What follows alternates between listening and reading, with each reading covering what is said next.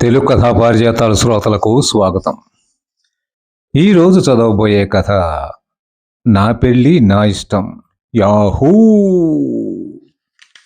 ఈ కథ సహరి అంతర్జాల వారపత్రిక 27/10/2023న ప్రచురితమయ్యింది. రచనా పఠనం ఎంఆర్వి సత్యనారాయణమూర్తి. కథ నా పెళ్ళి నా ఇష్టం. ఉదయం 11 గంటల సమయం. బ్యాంకు కొంచెం రష్గానే ఉంది. టోకెన్ 7 పేరు పిలవబోయి ఆగిపోయాడు వెంకట్. విత్‌డ్రావల్ ఫారం మీద లక్ష్మీ మేఘన అని ఉంది. ఆ పేరును చూడగానే ఆవుదూడ మెడ నిమిరినట్టు సున్నితంగా తడిమాడు ఓ కాగితాన్ని. గొంతు సవరించుకుని లక్ష్మీ మేఘన అని మృదువుగా పిలిచాడు. అంతవరకు కోర్టు బంట్రోతులా గట్టిగా పిలిచిన వెంకట్ ఎంత సౌమ్యంగా ఎలా పిలిచాడా అని ఆశ్చర్యపోయాడు పక్క సీటు కిరణ్. కళ్ళు పత్తికాయల్లా చేసుకుని చూస్తున్న వెంకట్కి బాపు బొమ్మలా వచ్చిన లక్ష్మీ మేఘనను చూడగానే మతిపోయినంత పని అయింది. బంగారు రంగులో మెరిసిపోతున్న మేఘన టోకెను కౌంటర్లోకిచ్చి చిన్నగా నవ్వింది. ఆమె చిరునవ్వు చూసిన వెంకట్ గుండె వందే భారత్ ఎక్స్‌ప్రెస్ వేగంతో కొట్టుకోసాగింది. యువతల చిరునవ్వు ఎంత సమ్మోహనంగా ఉంటుందా అని అబ్బురపడ్డాడు. గులాబీ రంగు పెదవులు విచ్చుకోగానే తళుక్కుమన్న తెల్లని పలువరస, పలకరింపుగా నవ్వుతున్న కాటుక కళ్ళు, కమలాపండు రంగులోకి మారిన ఆమె బుగ్గల సోయగం చూసి కళ్ళు బైర్లు కమ్మినంత పనయింది వెంకట్‌కి. మనసుని, గుండెని అదుపులోకి తెచ్చుకుని రూ. 500 కట్ట ఒకటి తీసి ఆమెకిచ్చాడు. థాంక్స్ అన్నట్టుగా మేఘన మరోసారి నవ్వి నోట్ల కట్ట, పాస్‌బుక్కు 2 బ్యాగ్‌లో పెట్టుకుని బయటికి వెళ్ళింది. వెంటనే అతనికి అమ్మాయే సన్నగా అరనవ్వే నవ్వితే పాట గుర్తుకొచ్చి యాహూ! అని అరవబోయి అమ్మో! ఇది బ్యాంక్ అని గుర్తుకొచ్చి ఆ ఆలోచన విరమించుకున్నాడు. ఆ రోజంతా కస్టమర్స్‌తో చాలా సౌమ్యంగా, హుందాగా వ్యవహరించాడు వెంకట్. లంచ్ అవర్‌లో కిరణ్ అడిగాడు, "ఏమిటి ఈరోజు చాలా తేడాగా ఉన్నావు" అని. "ఆ! ఉదయం బ్యాంకుకు వచ్చిన లక్ష్మీ మేఘను చూశాక అందరితో నవ్వుతూ ఉండాలని నిర్ణయించుకున్నాను. మా గణపతి వారి అనుగ్రహంతో ఆమెని పెళ్లి చేసుకోవాలని కూడా అనుకుంటున్నాను" అన్నాడు వెంకట్. సాయంత్రం సిస్టంలో ఉన్న మేఘన అడ్రస్ నోట్ చేసుకుని, స్థానికుడైన మెసెంజర్ రాఘవన్ తీసుకుని, దానవాయపేట పార్క్ ఎదురుగా ఉన్న మేడ వద్ద ఆగి కాలింగ్ బెల్ నొక్కాడు. అతను ఊహించినట్టుగానే మేఘనే తలుపు తీసింది. వెంకట్‌ని చూసి చిన్నగా నవ్వింది. ఆ నవ్వుకి మరోసారి ఫిదా అయిపోయాడు. "ఆ! ఏం లేదండి. పొద్దున్న మీకు క్యాలెండర్ ఇవ్వడం మర్చిపోయాను. అది ఇద్దామని వచ్చాను" అని బ్యాంక్ క్యాలెండర్ ఆమెకిచ్చి వెనుతిరిగాడు. రాఘవ్‌ని ఐస్ క్రీమ్ పార్లర్‌కు తీసుకెళ్ళి, అతనికిష్టమైన flavour ice cream family pack అతని చేతిలో పెట్టి, జేబులో రూ. 1000 పెట్టాడు.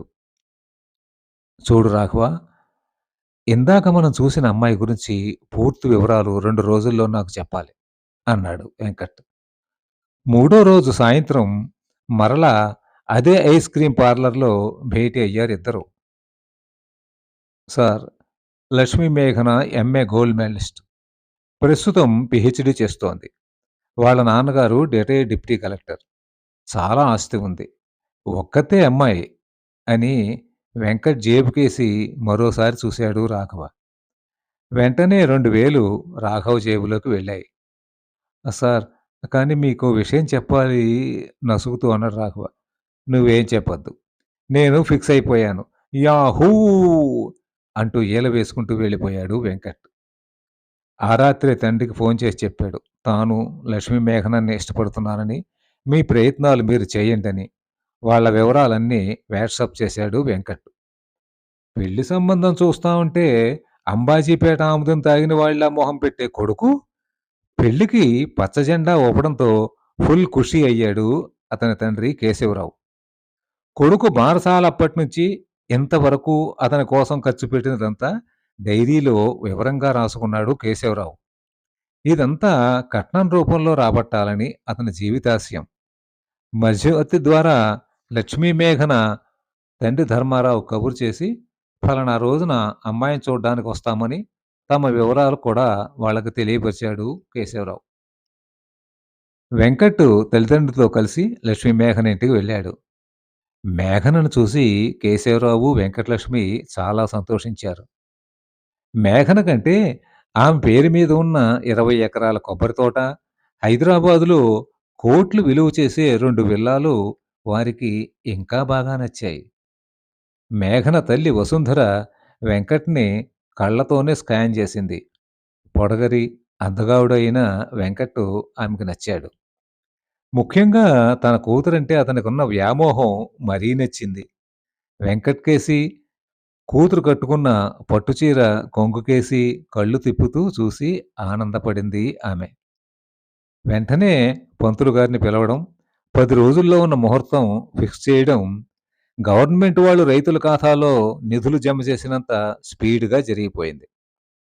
పెళ్లి శుభలేఖ ఇచ్చిన వెంకటేష్‌తో మేఘన గురించి పూర్తిగా తెలుసుకున్నావా? అని అడిగాడు కిరణ్.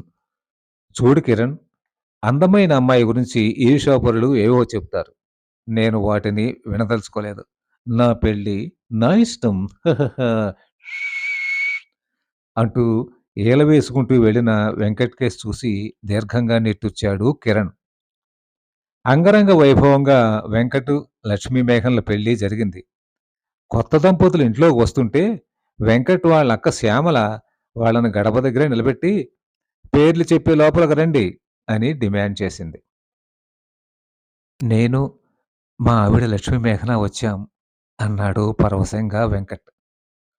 అతని మాటలకు మేఘన సిగ్గుల మొగ్గయింది. ఆమె ఎలా చెబుతుందా అని అందరూ పంచాయతీ సర్పంచ్‌గా ఎవరు నెగ్గారా అని ఎదురుచూస్తున్న పల్లె జనంలా ఆత్రంగా ఎదురుచూస్తున్నారు. మేఘన తన ఎడంజేత్తో జాకెట్‌లోంచి ఒక చిన్న స్లిప్ తీసి అందరికీ చూపించింది. నేను, మా బంగారు చిలక బావ వెంకట్ వచ్చాం అని ఉంది అందులో. ఆ స్లిప్ చూసి అందరూ నోళ్లు వెళ్ళబెట్టారు. పెళ్లి కూతురికి మాటలు రావట అన్న వార్త ఇస్రో వాళ్ళు ప్రయోగించిన రాకెట్ కన్నా స్పీడ్‌గా వెళ్లి బంధువులందరినీ దిగ్భ్రాంతికి గురిచేసింది. మేఘనను చూడ్డానికి వెళ్ళినప్పుడు మేఘన ఒక్క మాట కూడా మాట్లాడకపోవడం, వసుంధర గారు మా అమ్మాయికి సిగ్గు ఒక్కే అని చెప్పడం ఇదే అన్నమాట. ఓహ్! ఇదో పెద్ద గండికోట రహస్యం అని కేశవరావు, వెంకటలక్ష్మి కొండపల్లి బొమ్మల్లా కొయ్యబారిపోయారు. ఆ స్లిప్ చూసిన వెంకట్ కళ్ళ ముందు 100 అరుంధతి నక్షత్రాలు ఒకేసారి కనిపించడంతో భార్య భుజం మీద తల వాల్చేశాడు. బెంబేలు పడిపోతున్న బంధువులందర్నీ ఒకసారి క్రీకంట చూసి చిన్నగా నవ్వింది మేఘన. శ్యామలకేసి తిరిగి మంచినీళ్ల బాటిల్ తెమ్మని సైగ చేసింది. అదురుతున్న గుండెలతో భర్త చేతిలో ఉన్న వాటర్ బాటిలు మేఘనకిచ్చింది శ్యామల. మేఘన బాటిల్లోని నీళ్లు తీసి వెంకట్ మొహం మీద చిలకరించింది. కళ్ళు తెరిచిన వెంకట్ భార్యకేసి దీనంగా చూశాడు. ఏమిటండి అలా అయిపోయారు? నీరసంతో కళ్ళు తిరిగాయా? కోయిల స్వరంతో అంది మేఘన. ఆ! ఆ! నువ్వు మాట్లాడుతున్నావా? మరి ఇందాక అలా చేశావు? ఆనందం, ఆశ్చర్యం నిండిన కళ్ళతో అడిగాడు వెంకట్. జస్ట్ జోక్ అంది సమ్మోహనంగా నవ్వుతూ మేఘన. పెళ్లి కూతురికి మాటలు వచ్చునట.